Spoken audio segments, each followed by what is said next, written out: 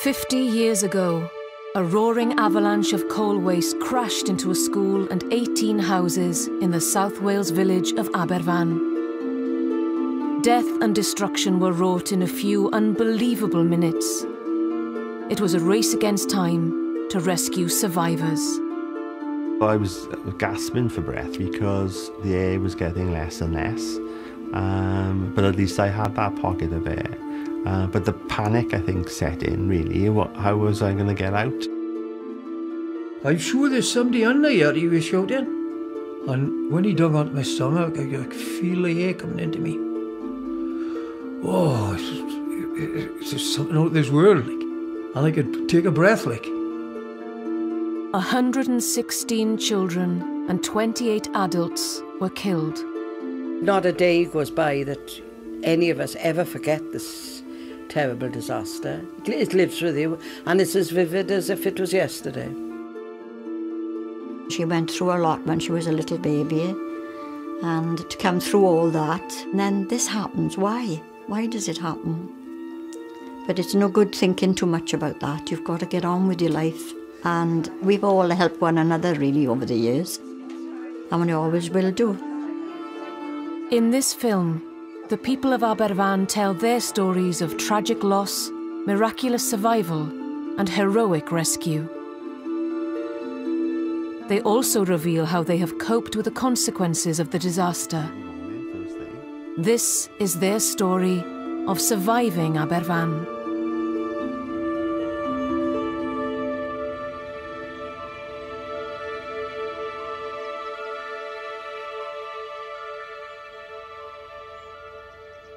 Half a century after the Aberfan disaster, the site of the school is now a memorial garden, visited by people from all over the world.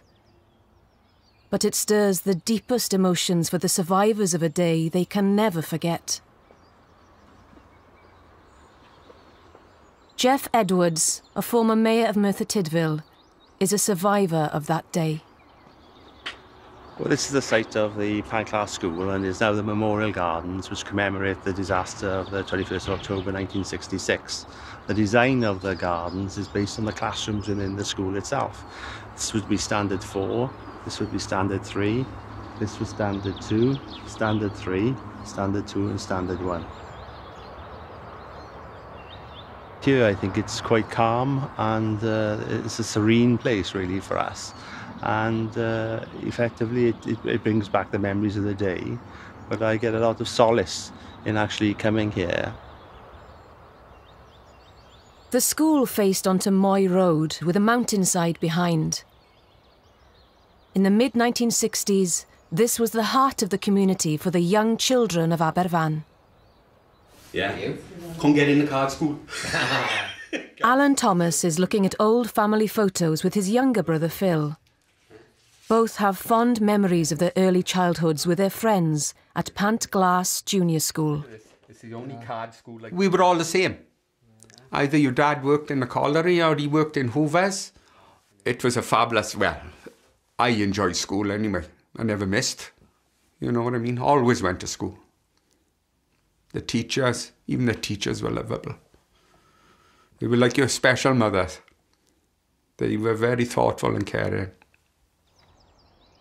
This is Hetty Williams, a former teacher at Pantglas School. Her memories of the children before the disaster bring back strong emotions. 21-year-old Hetty was in charge of the first-year juniors.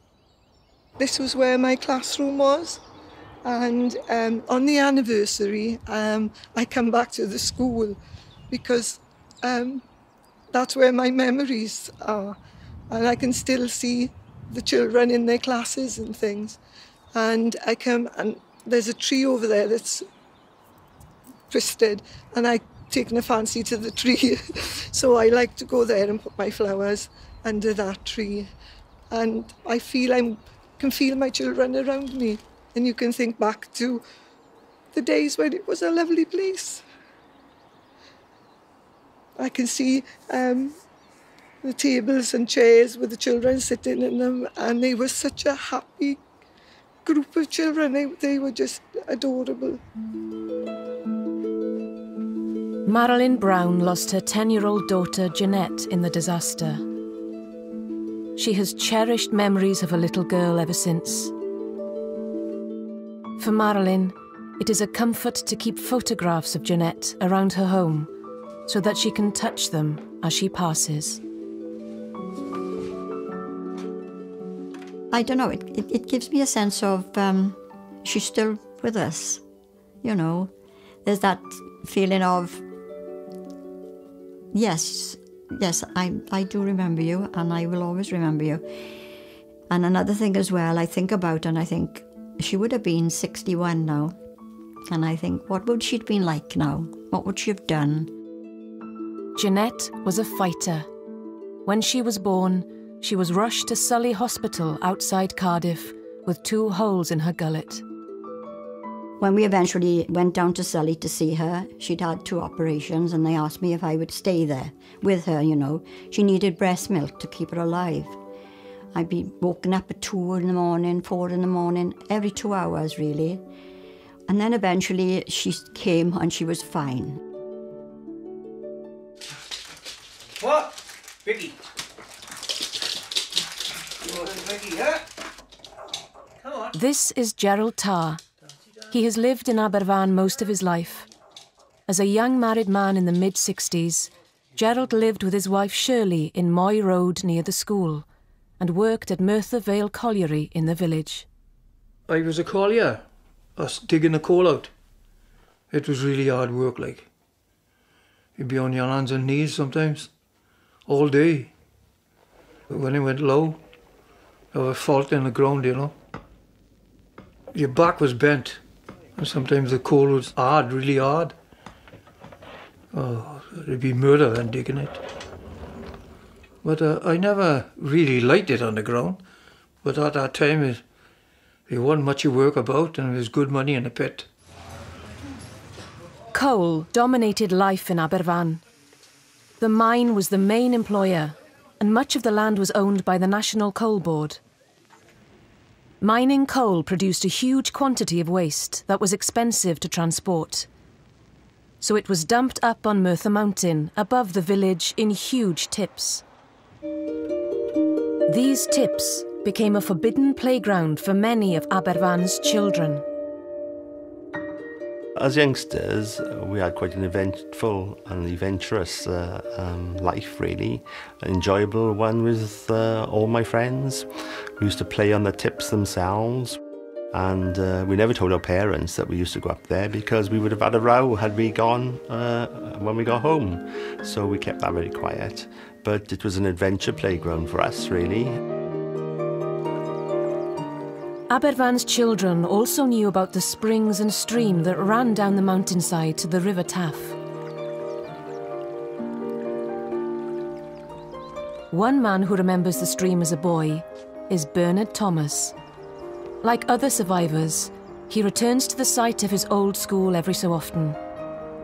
It is not difficult for him to picture the tips that once stood on the mountain above. As a kid, myself and a good many others used to go up and play on the mountain around the tip, towards the tips there.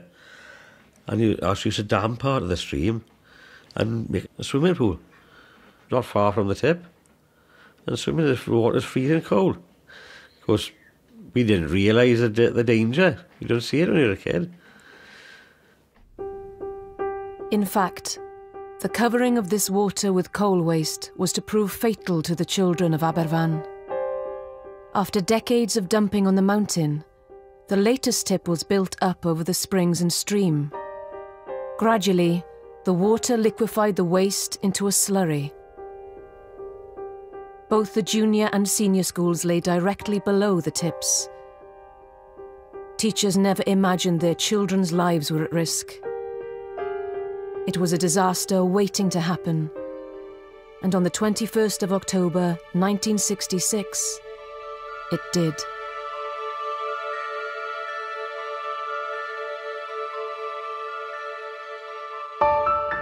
Early that Friday morning, Aberfan was shrouded in thick autumnal fog. Households with families were stirring for another school day. Like his brother Alan, Phil Thomas enjoyed school. He was 10 and in a mixed-age class in the junior school. 12-year-old Alan was now in the senior school, but both boys always set off for school together. Got up in the morning, Mum called us, breakfast. Me, my brother, and my sister. We had breakfast that morning. Dressed, out through the door, down to catch the bus then for school. Couldn't see no further than your nose. It was a horrible day. Jeanette wasn't very good that morning. She didn't want to go to school. But it was trying it on, really. You know they don't want to go to school sometimes. Sent her out of the door, watched her walking up the street, and shut the door and came in. I said, really good, I'll have a nice cup of tea now. I'll have my breakfast now.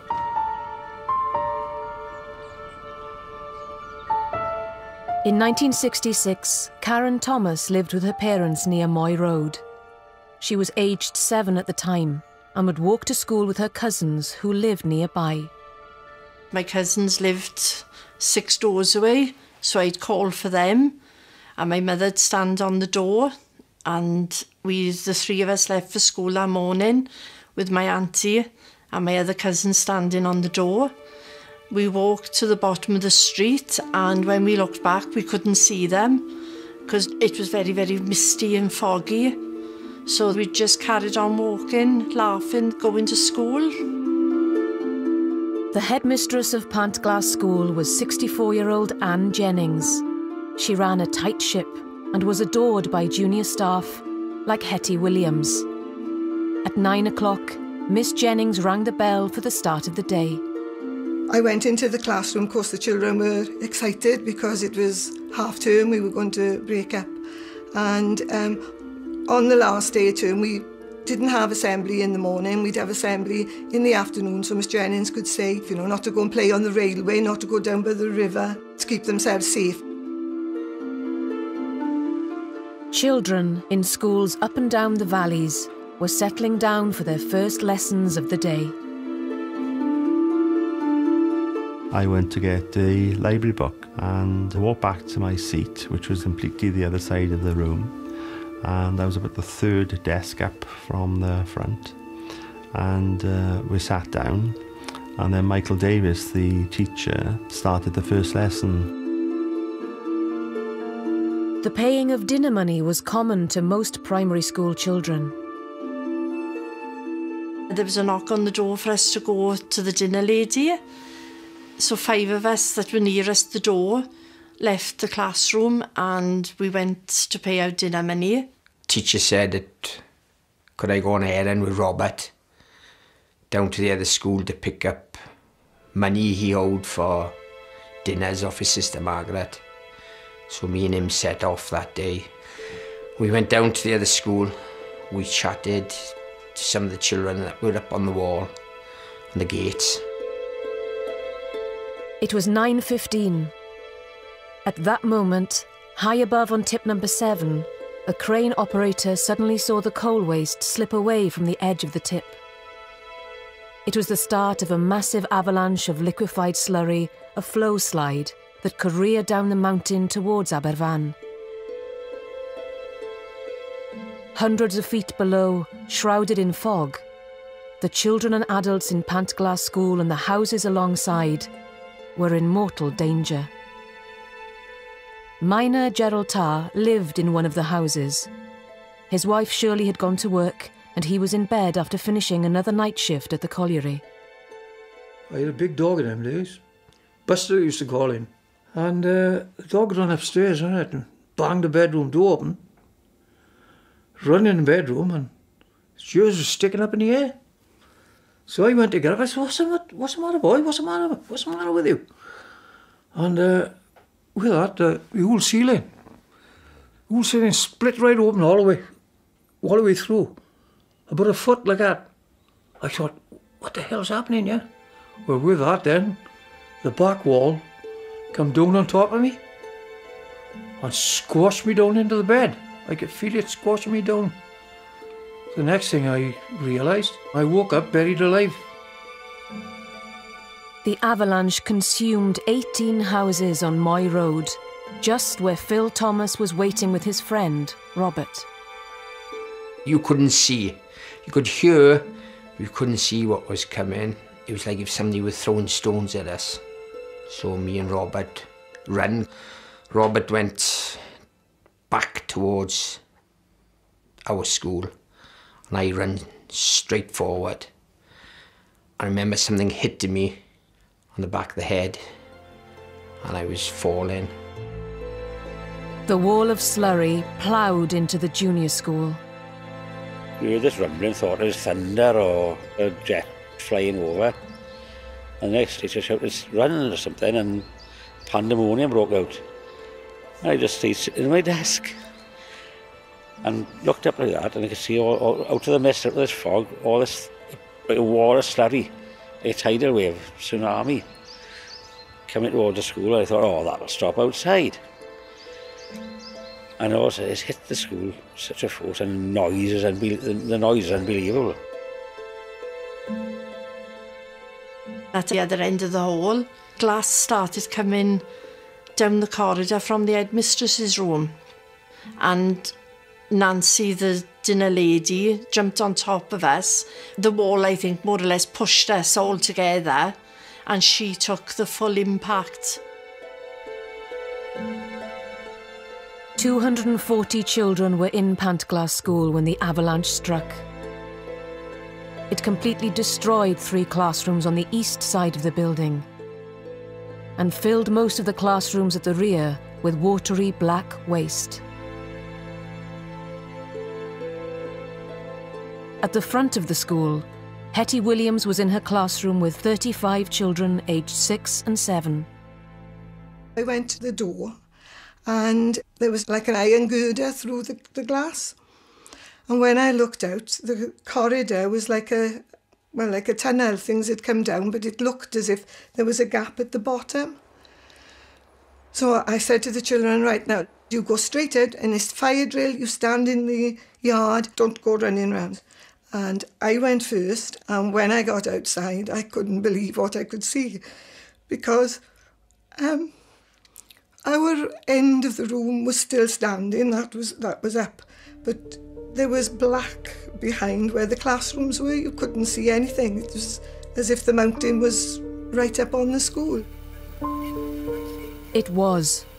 1.5 million cubic feet of liquefied slurry had engulfed everything in its path, right into the centre of the village. Phil Thomas was caught up in the avalanche on Moy Road, but miraculously survived. I woke, pitch black, bedded, couldn't see a thing. Started crying, shouting for me mum. Karen Thomas and 4 other children were trapped alive beneath the body of dinner lady Nancy Williams. We were shouting at the dinner lady, and I was trying to pull her hair because I could just touch her hair to see if we could have a response for her, because she wasn't saying anything to us. I just thought to keep pulling her hair to try and wake her up. We just didn't know what was happening, because we just couldn't hear anyone else. It was just our voices and our screams that we could hear. I do remember years of the other kids screaming. Fear and screaming for help. Screaming for the teacher, like screaming for parents. I thought I'd better try and get out to here as quick as possible. Trying to get up, sat up, and looked around. I saw my teacher. I thought, I'll get across to Mr. Williams now, and he helped me out through the small panes of glass at the top of the classroom door. We smashed through.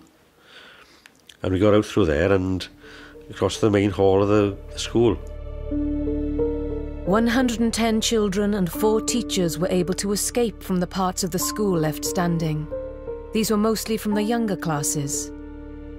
But those with 7 to 11-year-olds took the full brunt of the avalanche. With the fog lifted, the first locals on the scene combined together in a frenzied search for survivors. I got up to the school and I just couldn't believe that part of the school had come down. And my first thought was, oh, the children have already come out. But someone said, no, the children are in there. Confusion reigned. The sheer size of the avalanche made it difficult for rescuers to grasp the severity of what they faced. The first call to the emergency services was recorded at 9:25. The Coal Board's Mines Rescue Service was established to rescue miners trapped underground. But with Aberfan, the men of this elite squad were given little information about the emergency they had been called to. We're all changed now, we're all sat there in the van. And we're going to some school up in Merthyr. And I always remember I turned to the men in the van, I said, gents, this is going to be something terrible. What the hell do they want the Mines Rescue Service at a school for? In 1966, Len Haggett was an officer with the Merthyr Tydfil Fire Brigade. Within a few minutes of the call from Aberfan, fire engines were on their way. It is the first time Len has spoken about his harrowing memories of the disaster. This is the route that I drove the emergency tender down. The call had been received to a house that collapsed in Moy Road, Aberfan, and that's what we were responding to actually. But there was no way that anyone was aware that the school had been involved. The fire brigade was proud of its service. It was Len's job to rescue people, but nothing could prepare him for the catastrophe of Aberfan. This is the entrance that I pulled into my road. Immediately we came here, it became obvious that it wasn't a house that was involved. It was a row of houses that simply collapsed. And there was a wall of slurry 20 to 30 foot high, straight off the road going up. The vast amount of slurry divided the rescue effort between one end of Moy Road and the other. At the school, no tools were immediately available, so some women worked with their hands. One of them was Mary Morse. I tried to help as much as I could, and I just got involved in the line of women that were there. We were at the side entrance of the school. Brick for brick was picked up off the floor and passed along and put to one side. It was like a conveyor belt, exactly like a conveyor belt. But we were just numbed, that's all I can say.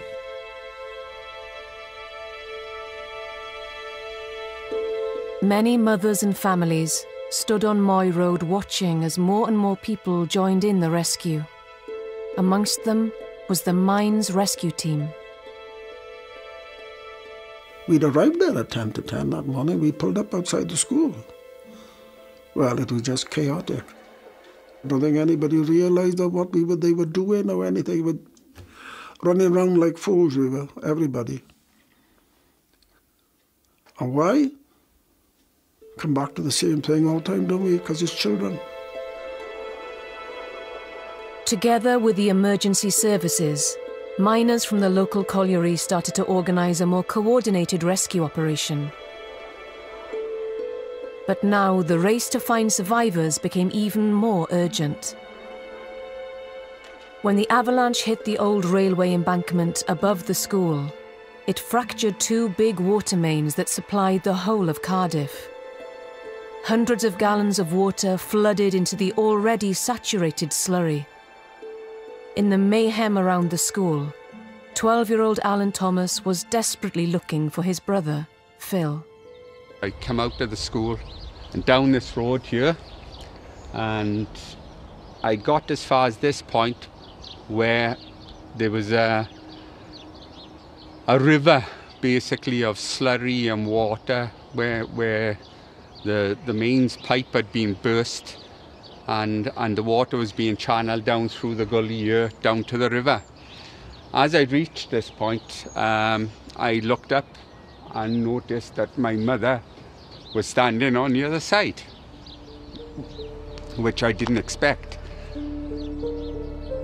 You normally see waves in the sea, but if you can imagine waves coming down through a gully and heading down towards the river, it was horrific. It's frightening. It's unnatural. You can't believe it. It was happening. That the amount of water and where it was coming from, brown, slurry, thick, and it went down all the way to the river.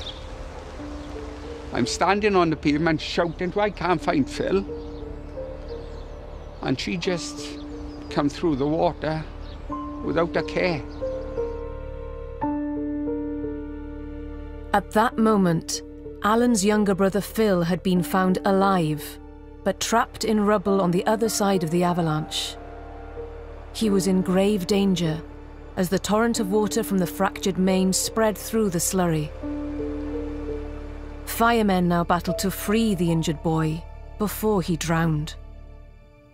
He was terrified, understandably, and he was trapped by his feet. And though we could get at his head and shoulders, we just could not get him out.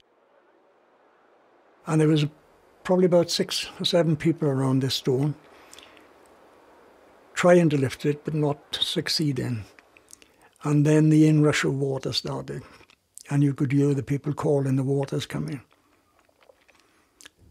And the water was coming, and it was coming in and around this young lad.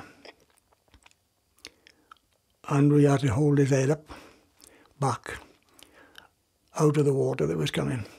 And we'd done one final lift.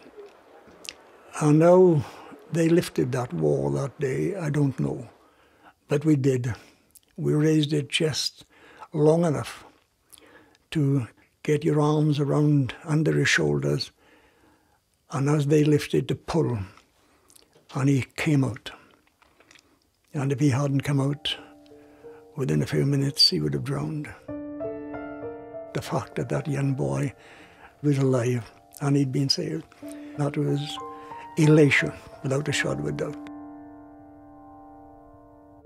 Firemen worked against the clock to pull survivors from the ruins of their houses. Gerald Tarr was pinned down by a bedroom door. They couldn't get my shoulder out of my arm. It was the other side of this door, and this door crushed me down like. But as I was digging, this chap came down and I could hear him on top of me. The piper busted, he said, if you don't get him out, he said he's going to drown. Oh, I started to claw at the door, ripping my fingers into this door trying to get him. I thought, I'm not going to drown after all this, like, you know what I mean? I thought, oh my God. And this fella said, stop clawing. So I'd taken my nails off my fingers, trying to claw this door. So he put a jack on there. He pressed a button and up the door come 6-7 inches. And he dragged me out, look. Oh, I thought, thank God for that, I'm not going to drown, you know what I mean? They chucked me on a blanket there and rushed me to the ambulance, like. The flood of water was having a devastating impact. 1 million cubic feet of slurry was still moving. It was now starting to engulf the senior school.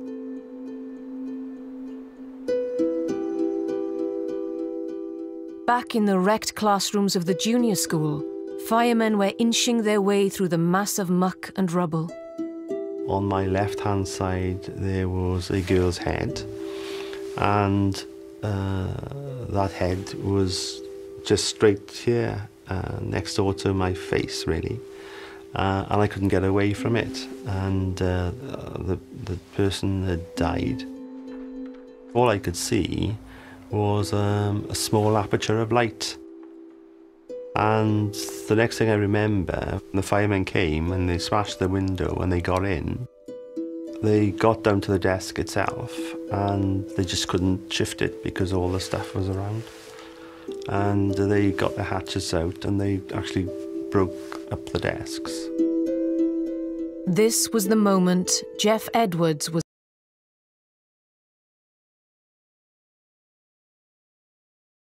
Something hit me on my shoulder and I screamed, and then we all started to scream, and then we could see there was a little bit of daylight coming.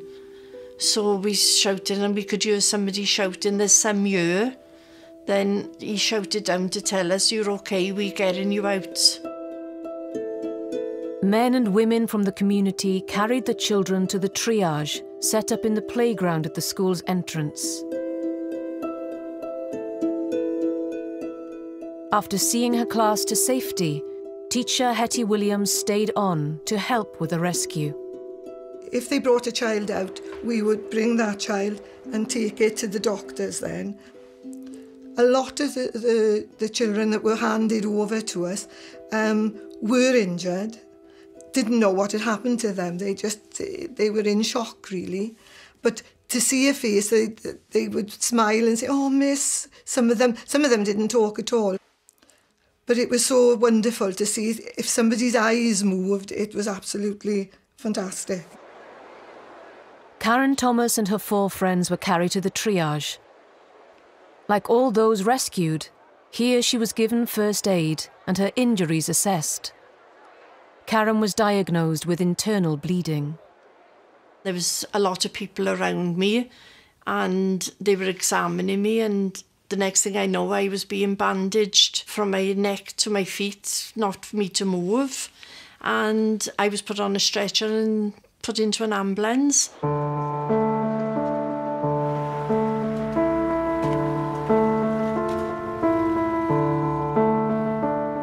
As news of the disaster spread, more and more people flocked to Aberfan to help with the rescue. The most urgent search for survivors was led by firemen and miners working in the ruined classrooms of the school. Volunteers dug at the surrounding slurry and formed bucket brigades to carry the lethal waste away.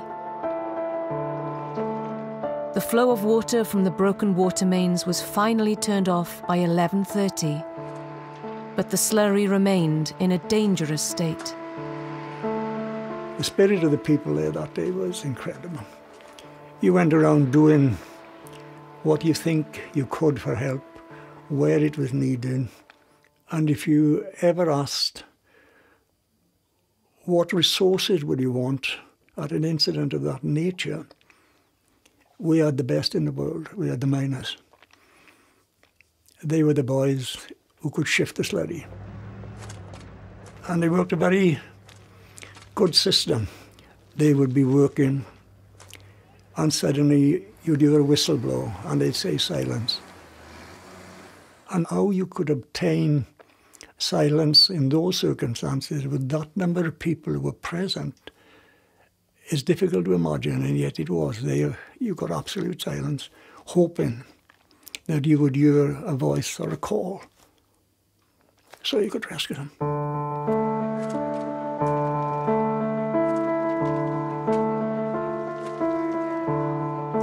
But as the hours slipped by into the afternoon, the rescuers were confronted by a grim reality. All the children they were finding in the school now were dead. Many of them were still sitting at their desks, entombed by the slurry. I honestly believe that slurry was travelling at a rate, obviously, and once it came into that school, it just swept through the school and the damage was done very quickly. You know, if you can understand, the slurry was so small and fine that I like to think that instead the children, more or less, it happened and they suffocated straight away rather than suffered and agonies, that sort of thing. I think that's a fair comment too. The liquefied slurry made digging a difficult, slow job, even for experienced miners like Alan Lewis. He was put to work in one of the classrooms. I was there 2 hours or more before I first saw a desk clear in mud. Everything was clear mud, because it was 30 feet of mud sliding down all the time. There's people up the top, like doing a bucket brigade, taking the top layer off. But as we was advancing in the class, it was sliding down and sliding down. So every time we advanced 2 foot, it'd be buried, and we advanced 2'6" type of thing, buried. It was advancing quietly like that. Other desks come in front, cleared a bit more, and then we could see the little girls crumped over the desks, 2 little girls. We dug this one little girl, and she had a ponytail, and at that time my daughter was 4-year-old, and she had a ponytail. So the resemblance was there, and well, I couldn't help it but filling up. And the overman who was behind me, he could see that there was sobbing, tears rolled on my cheeks, to be honest with you. But he said, "Do you want to be relieved?" And I said, no, I'll carry on. But it was an awful feeling. But we carried on, and we got that little girl out to the side of her desk, put her in a blanket, and as soon as we got the body out, we shout for a blanket, and someone would come with a blanket, and we'd put her in, and they'd take her out on a stretcher. We was there for 10 hours, and in that 10 hours, I dug 4 little girls out, or helped to dig 4 little girls out, and the school teacher. It's an experience I'll never ever forget.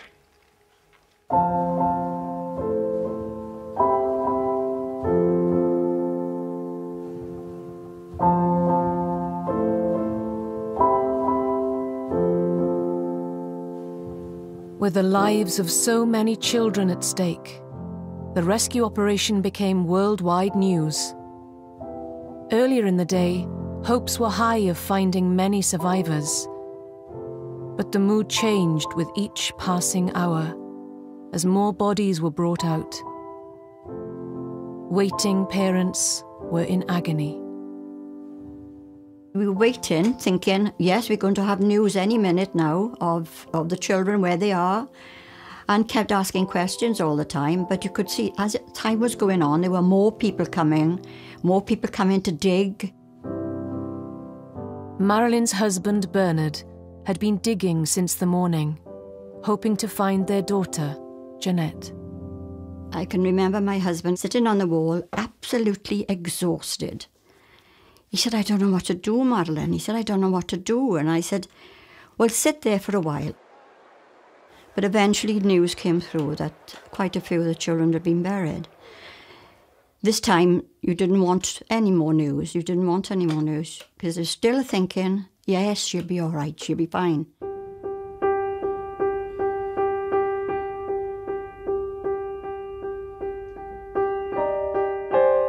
The dead were taken to a makeshift mortuary set up in Bethania Chapel in the village. For many waiting parents, the moment they dreaded came when they were asked to go to the chapel to identify their child. Marilyn's husband and her father returned from the temporary mortuary to tell her their news. My father started to cry, and I said, "Is she all right?" And he said, "No, Jeanette had died," he said. "Just identify her." "Oh," I said, I want to go and see her." No, he said, "You don't go and see her, she's fine," he said. I said, "What does she look like?" He said, "She's got a tiny mark on her head." And he said, "She's sleeping." And that was that. Well, I just gave in to it then. My father, he was crying, and I think it was because he was crying, I was crying as well. But it sort of comes over you then, yeah, she's gone.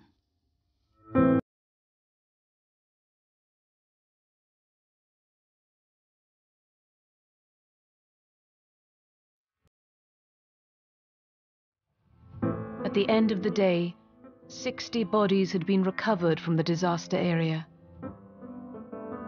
Eventually, the death toll reached 144, 116 children and 28 adults. One of the adults to lose his life was 21-year-old teacher Michael Davis. His friend Hetty Williams was asked to identify him.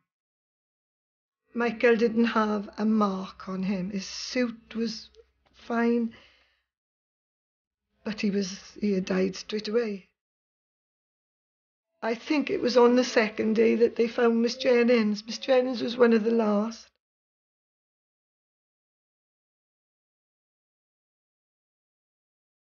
I realised it's never going to be the same again, you know? And thinking of people like Michael and Madge, only just started teaching, and their lives had gone. Madge had got married in the summer and had a future in front of her and having children and things like that, And it was all wiped out because of this slurry.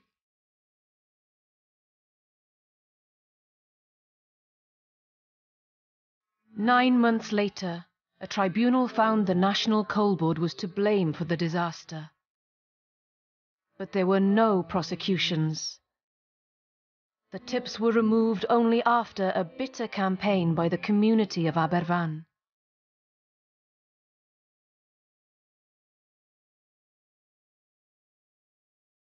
The memorial garden laid out over the site of Pantglas School is lovingly maintained.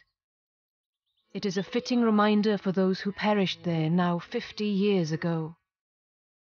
But since then, survivors of the disaster have faced a struggle to overcome injury and trauma.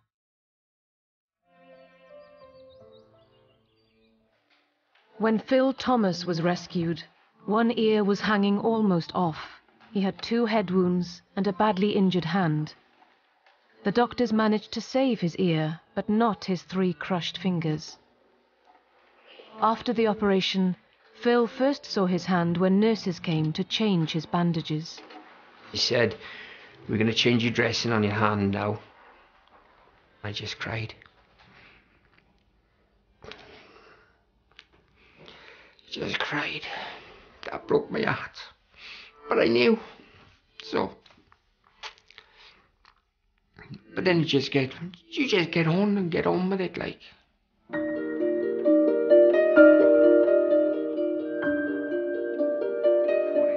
Alan Thomas was finally reunited with his brother Phil when he visited him in hospital. It was the first time they had seen one another since early on the morning of the disaster. When, upon meeting him, the first words he said to me was, "Look at my boxing glove." And I said, "That's all right. That's not a problem." And that was it. We were reunited, and we're still the same today. The size that dummy. Always said he was a gutsy beggar. When the nurses took me in and he said, "You have lost your fingers," I think that was the shock. Now, I don't miss them. I'd rather be without them than with them. And that's the truth, that is. I wouldn't know what to do if I had bloody 10 fingers. I wouldn't. I would not know what to do. On again. Right. During the avalanche, Gerald Tarr suffered a broken pelvis, a crushed shoulder, and lacerations across his head. His wife Shirley cried when she first saw him in hospital. I said, "Stop crying, don't cry, I'm okay." I said, "I'll be okay, I'm only happy to be alive." I said, I'm happy, I said, just to be living. I said, "Look at all them people around me dead, like, you know what I mean?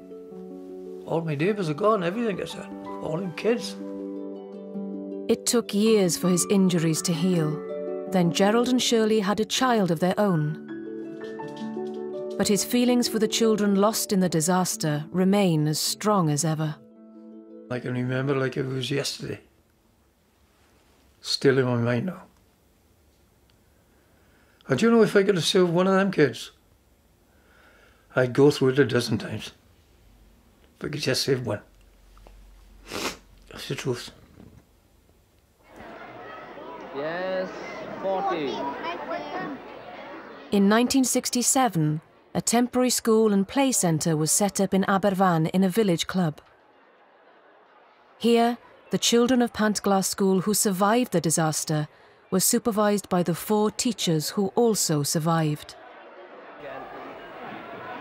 When they started to come back, the ones that survived, they were so frightened to begin with, but seeing us and knowing that we had been there as well, they knew they could talk to somebody. Robert, are you going to be sending music tomorrow? We knew what they had gone through, and what we had gone through. And we just needed to see one another and to see the children smile at you and say, "Oh, miss, what do you think of that?" you know.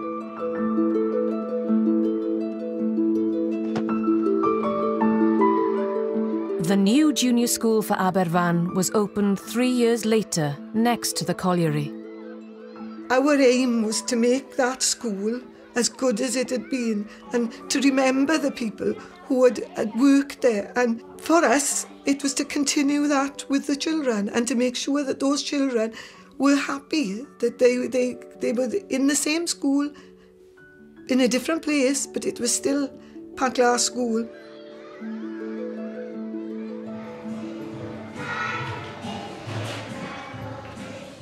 Today, Ynys Owen Community Primary School stands near the site of the colliery that closed in 1989.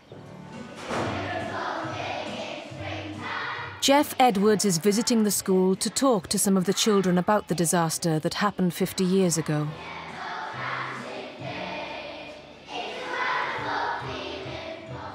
He feels it's important to make a link between their generation in the village and his own. So really, you're talking to somebody who was a bit of history, really, me sitting here, because at the time of the disaster, I was 8 years of age, and I was very lucky because out of my class of 34, only 4 of us survived, me being one of them. So I'm able to tell on behalf of all those people who lost their lives on that day what happened, and so that people never forget what happened in the village. See? How were you involved? How was I involved? Well, in the morning of the disaster, I lived on Aberfan Road. Most of my friends perished in that disaster. So my childhood ended on that day, really. And I had to become a different person after. And you definitely are a different person from the person that you were. We were very emotional. We could get upset very, very easily. We would still think about our friends who had gone. And it was really, life was difficult really in the village in terms of growing up without friends. The majority of children who died in the disaster were laid to rest in a special part of the cemetery in Aberfan. Among the survivors, the 29 children buried alive suffered deep psychological scars. In the years that followed, they relived their traumatic experiences in nightmares. And for some, they continue to this day. Jeff Edwards was trapped with his face against the head of a dead girl for nearly 2 hours. The most distressing thing was this girl's head on my shoulder, and the inability really to get away from that. And subsequently, you know, I used to have terrible nightmares for many, many years after, having sight of that girl in my memory all the time. It was so upsetting. And I still have those nightmares on occasions. I still suffer from deep bouts of depression. And I found that talking about these things helped tremendously because it releases from your subconscious those things that many people have hidden away. And these were huge things that our parents had to deal with, really, and all the parents of those children had to deal with, because we all suffered the same symptoms in many respects.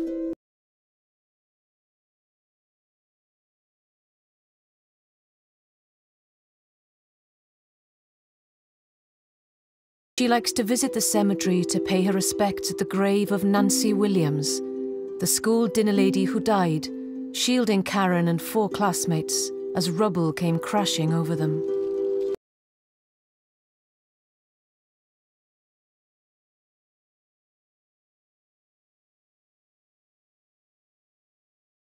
That I can thank her is to go and put flowers on her grave.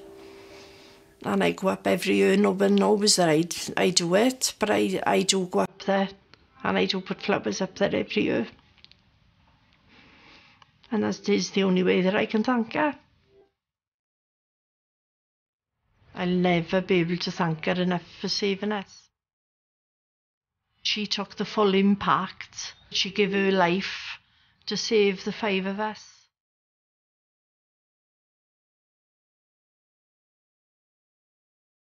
I was one of the lucky ones to come out, and I do feel very lucky to be here today. It's something you'll never forget, but you know, you've got to keep, your life got to go on. But I recognise the voice there. Women are gathering for another meeting of Aberfan wives. It is a group that originated in the early years after the disaster. Aberfan then was engulfed in sorrow, a whole community living with grief. There were streets with 5 or more bereaved families. Many fathers and mothers found it difficult to cope.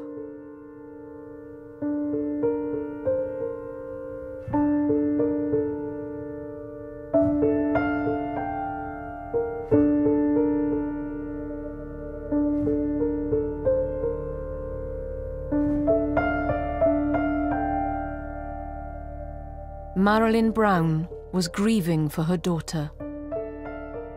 You'd meet them in the street, you would just say, hello, you all right? But you say, are you okay? I'm okay, yes, I'm fine. Yeah, and that was that, you know. But you wouldn't talk about the child they'd lost or anything like that. You wouldn't say nothing about it. You were afraid of upsetting other people, I suppose.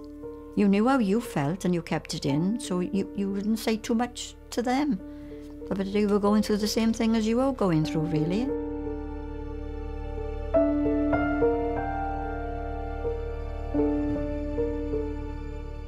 If you know of anybody, we were thinking of the... Weekly meetings of bereaved mothers started up in the village, and from this, a young wives group was later formed, with the idea of organising talks and social outings.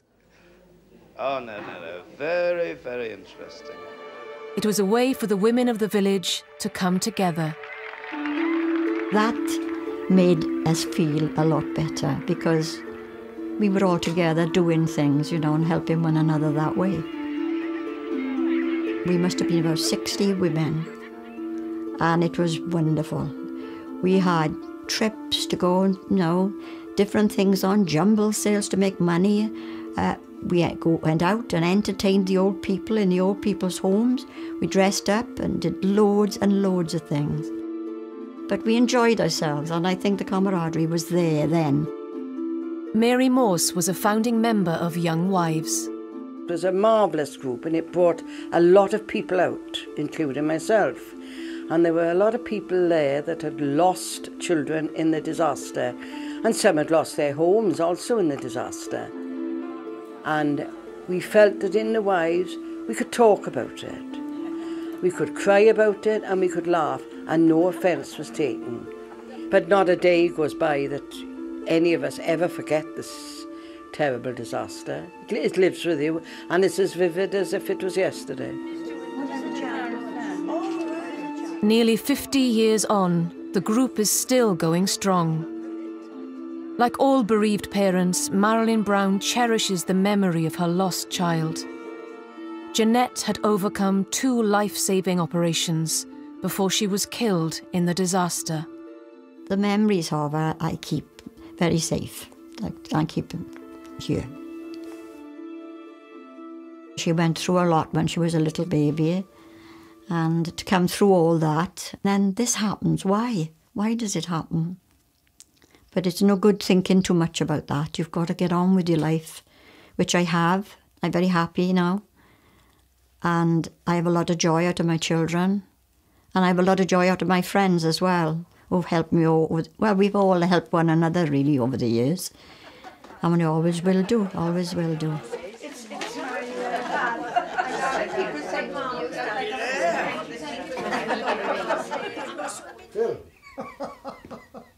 For the first time since the disaster, Phil Thomas is meeting two of his rescuers from the fire brigade, Dave Thomas and Len Haggett. Everybody helped and done everything that they could have. And I don't know what more could have been done in that disaster. It wasn't one which you were given a lot of time to prepare for, or even to be able to effect rescues. It happened so quickly. Mainly hidden, Phil, to be honest. Yeah. There was only a fair bit of head and shoulders sticking out. Yeah. Until this day in this meeting, I never knew who dug me out. Well, there was about 6 or 7 people. There were 7. I would like to thank both of you. You're more than welcome. More than welcome. Thank you very much. But only sorry we couldn't get more of. But I'm glad to see you looking the way you are. Yeah. Looking good now anyway. Yes. The Ynys Owen Choir came out of the companionship formed in the village after the disaster.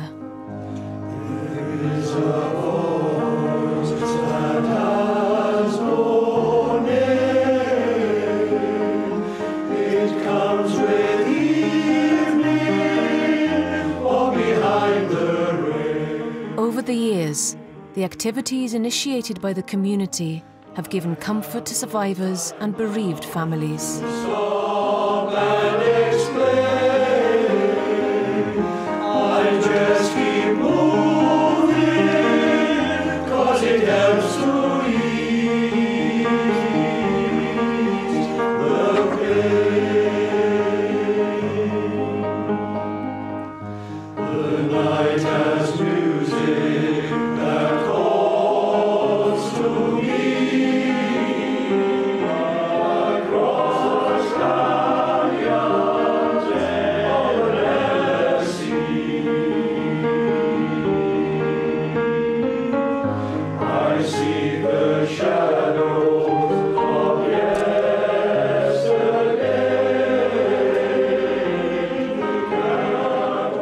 The community centre in Aberfan was built on the part of Moy Road destroyed by the avalanche.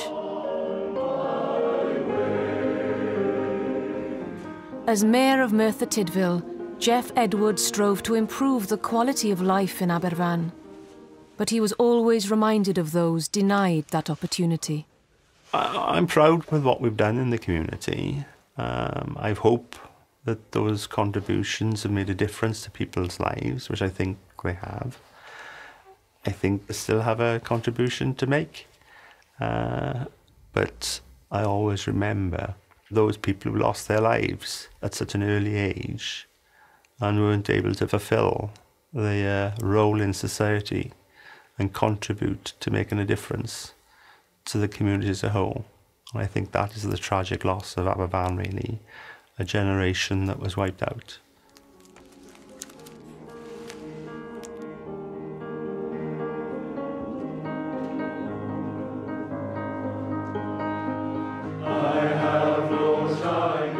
Aberfan remains the worst disaster involving children in modern British history. It should be remembered not only for the generation that was lost, but also for the courage and determination of the survivors.